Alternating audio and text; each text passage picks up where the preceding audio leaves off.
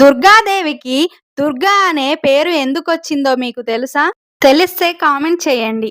ఒకప్పుడు మహిషాసురుడు అనే అసురుడు చాలా ఘోరమైన తపస్సు చేసి బ్రహ్మదేవుని వరం పొందాడు. ఈ వరంతో అతడు 3 లోకాలపై దాడి చేసి దేవతలను ఓడించి స్వర్గాన్ని ఆక్రమించి భూమి, ప్రపంచాన్ని భయపెట్టడం ప్రారంభించాడు. దేవతలు ఎంత ప్రయత్నించినా ఎవ్వరూ మహిషాసురుడిని జయించలేకపోయారు. అప్పుడు వారు బ్రహ్మ, విష్ణు, శివ వద్దకు వెళ్లి రక్షణ కోరారు. విష్ణువుని కోపం నుండి ఒక కాంతి, శివుని తేజస్సు నుంచి మరొక కాంతి, బ్రహ్మ, ఇంద్రుడు, అగ్ని, వాయువు నుంచి అందరి శక్తులు ఒకటై ప్రబల శక్తిగా బయటకొచ్చాయి. ఆ శక్తి ఒక దివ్య రూపాన్ని తీసుకుంది. ఆమెనే ఆదిశక్తి.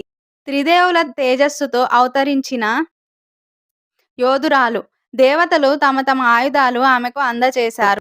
శివుడు త్రిశూలం, విష్ణువు చక్రం, ఇంద్రుడు వజ్రాయుధం, వరుణుడు శంఖం, అగ్నిదేవుడు శక్తి ఆయుధం, యముడు ఖడ్గం ఇచ్చారు. ఆమె సింహంపై అధిరోహించి యుద్ధానికి బయలుదేరింది. మహిషాసురుడు ఎంత రూపం మార్చుకున్నా, ఎంత శక్తి చూపినా దేవి అతనిని జయించింది. అందుకే ఆమెను దుర్గా అని పిలిచారు. దుర్గం అంటే అధిగమించలేనిది, జయించలేనిది. కష్టాలను తొలగించి అసుర శక్తులను నశింపచేసేదే అజయదేవి దుర్గా. ఈ విషయం మొదటిసారి తెలుసుకున్నట్లయితే నా ఛానల్ని సబ్స్క్రైబ్ చేయండి, లైక్ చేసి కామెంట్